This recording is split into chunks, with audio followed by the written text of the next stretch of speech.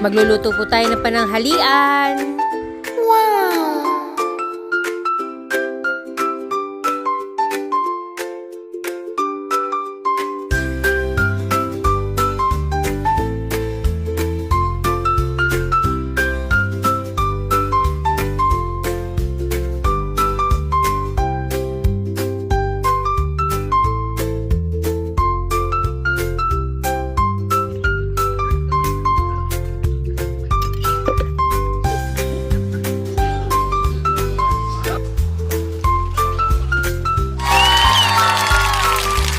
Hello everyone! Ayan, kakainin po natin today ay paksiw na kapak.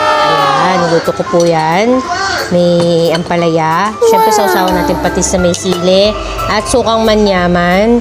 Tapos meron tayong balbakwa dito, yung balat ng kalabaw, at meron tayong green peas para meron tayong gulay. Do may gulay na rin tayo sa ampalaya. So kain muna tayo guys! Kain muna po!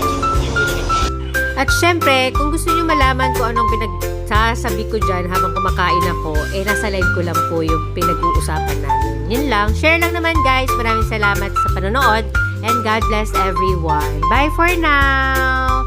I love you mga kapatid. Bye-bye!